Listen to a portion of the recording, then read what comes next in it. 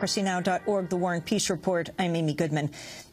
As we continue on the catastrophe in Japan, we turn now to Keven Kamps, specialist in nuclear waste at Nuclear Watch Group Beyond Nuclear. Last year, he was in Japan assessing the state of the nuclear facilities there. Keven Kamps, explain exactly what is happening in these nuclear reactors.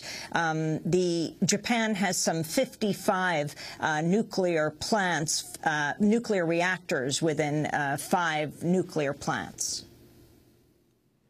Yes, Amy. As your Japanese guest said, the cores of at least 3 reactors now at Fukushima Daiichi are uncovered from water, and so therefore a meltdown is likely underway at 3 reactors. Something that has not gotten much mention yet are the pools of high-level radioactive waste at these very same reactors, which also need cooling. They need electricity to cool, to circulate the water with circulation pumps. And each of the, well, 2 of these 3 reactors have suffered explosions, as your guests may have seen online in videos.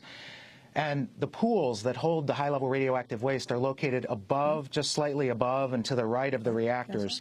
So our hope and our prayer at this point is that not only the reactor itself, the containment around the reactor, but also the pools, which contain massive amounts of radioactivity, have somehow remained intact. That's what the officials are saying. As Harvey said, we don't know whether to believe them or not. In the pools, you have a lot of radioactive waste, which contains a lot of hazardous radioactivity. And now, because those explosions took place at 2 of those reactors, that is open to the sky at this point. There is no roof or walls over the pools. And the hope is, but we have indications that at Fukushima Daiichi Unit 1, that the pool is experiencing difficulty in cooling the waste because electricity has been lost. They lost the electricity grid with the earthquake. They lost the emergency diesel generators with the tsunami. The backup batteries only had a life of 4 to 8 hours. That's long past. And I just wanted to comment on what Fertel of Nuclear Energy Institute said. Oh, we have great earthquake regulations in the United States. The reactor that got me involved in this issue in southwest Michigan, Palisades Nuclear Power Plant, has been storing its high-level radioactive waste in outdoor silos of concrete and steel on the beach of Lake Michigan, 100 yards from the water, in violation of NRC earthquake regulations since 1993. An NRC whistleblower in Chicago called attention to this problem in 1994. Nothing's been done. There are 24 containers, dry casks, of high-level radioactive waste next to the drinking water supply for 40 million people downstream in the U.S. and Canada in violation of NRC earthquake regulations. And another reactor in the U.S., Fermi 2, also in Michigan, just another example of how safety is being just thrown to the wind. The emergency diesel generators, which have proven to be such a central component of this disaster in Japan because they were located vulnerable to the tsunami. What appears to have happened is the tsunami flooded the basements where these emergency diesel generator connections are at. So even though they brought in mobile units, new emergency diesel generators to hook them up to run the safety systems, the basements were flooded where they needed to do the hookup. Well, at Fermi 2 in Michigan, again, the same exact design as the Fukushima Daiichi Unit 1, the emergency diesel generators in the year 2006 were discovered to have not been operable for 20 years. From 1986 to 2006, the emergency diesel generators at Fermi 2 in Michigan would not have operated if called upon. So thank God that they were not needed during that 20-year period of time, or we could have lost Detroit, or we could have lost Toledo, or we could have lost Windsor, Ontario. That's the level of safety with the United States Nuclear Regulatory Commission and the industry in this country. You have said, Keven Kamps, that a cover-up is a huge part of this story, as it was with Chernobyl. Why? Well, I mean, as Harvey indicated, if the U.S. Navy, and as you reported, if the U.S. Navy, which is 100 miles away, has to move an aircraft carrier away from the shore because the radioactivity levels are of concern, then all of these assurances by Tokyo Electric Power Company and the Japanese government that everything's really okay. I mean, a statement made 2 days ago by the chief spokesman for the government, the secretary of the cabinet was that the evacuation is underway and the wind is blowing out to sea, so everything's really going to be okay.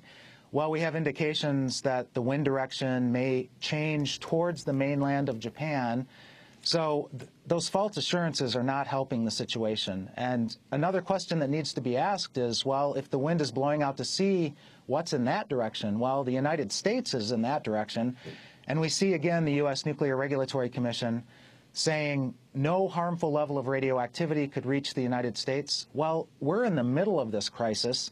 A new reactor is now melting down. How did they determine that the containments are going to hold? How did they determine that the radioactivity will not blow in large quantities to the United States? I want to go back to Yurika Ayukawa, joining us from Tokyo, and also share with you our condolences for the horrific catastrophe that your country is undergoing right now. You're formerly with the Citizens Nuclear Information Center, now a professor of the environment at Chiba University in Japan. What is the government telling you, and are you satisfied with that right now?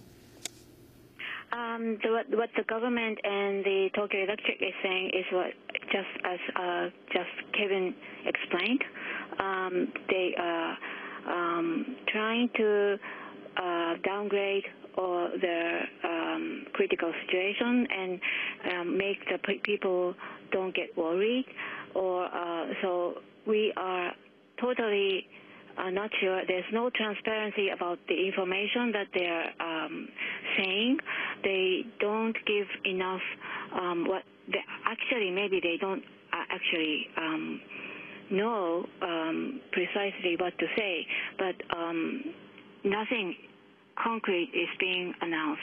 So we don't know what is really going on. So there's no transparency in what they're speaking. So there's no, on the other hand, just as Kevin said, there's nothing spoken about the spent fuel pools.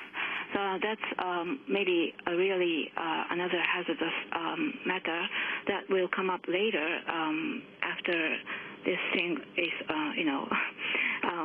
finished. And I'm very unsatisfied with how the government is treating this. And if there was an article in the New York Times about this radioactive contamination by U.S. Air flight, the U.S. Navy. I wish you could make it a big story that could appear in the Japanese newspapers, because all the Japanese people are thinking, or the government is thinking, is only about Japan. They're not thinking what kind of effects it will bring to other countries. And I just read that the French embassy is making the French people living in Japan to leave the country.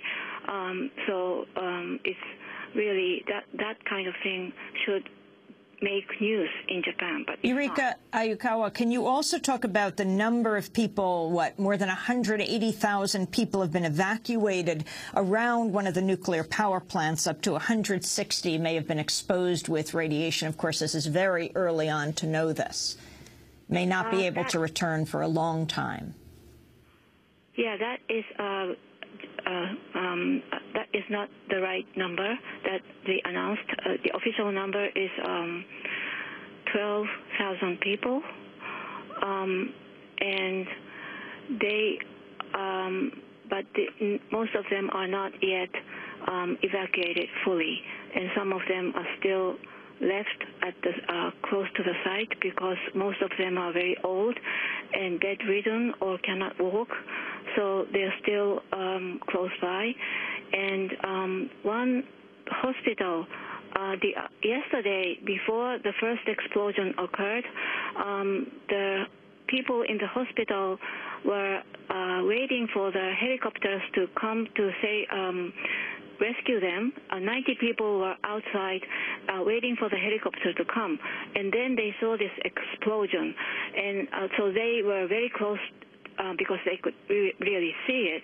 And since after that there was no helicopter coming, so they went back to the hospital, and they measured 3 people whether they were contaminated, and all 3 were actually contaminated.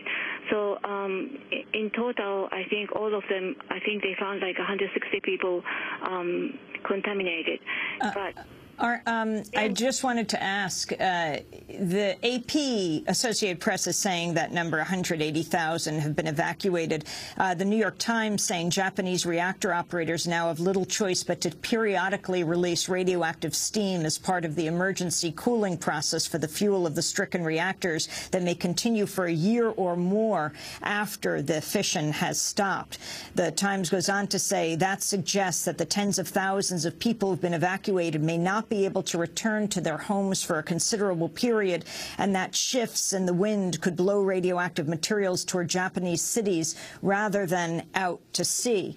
I wanted to ask you about...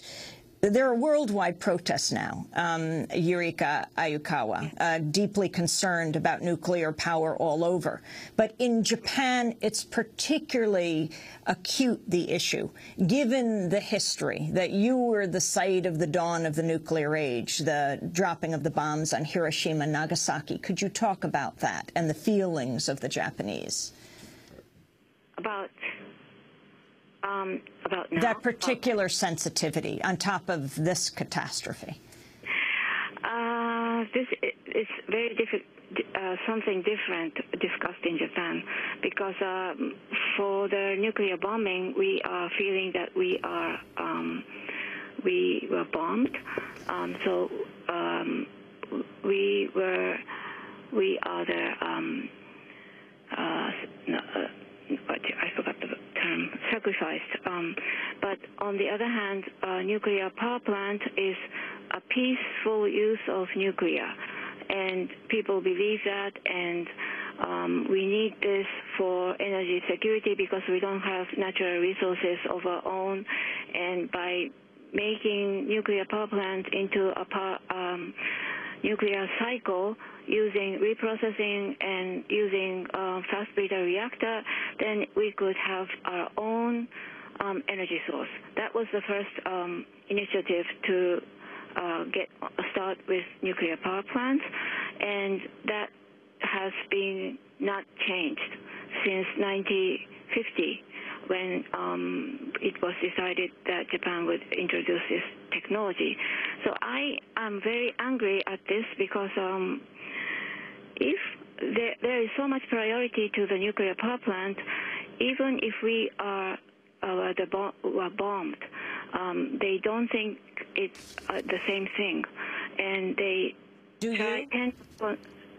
tend to consider it separately. That is from World War II, and now we are in a peaceful world using the technology, advanced technology, to make energy source of our own. And we have 55 reactors in this small island country without this safety control. And the priority is so high that no renewable energy has been promoted, or we don't have enough renewable energy that could have saved this energy crisis situation now if we had more renewable energy in hand. Yurika Ayukawa is joining us from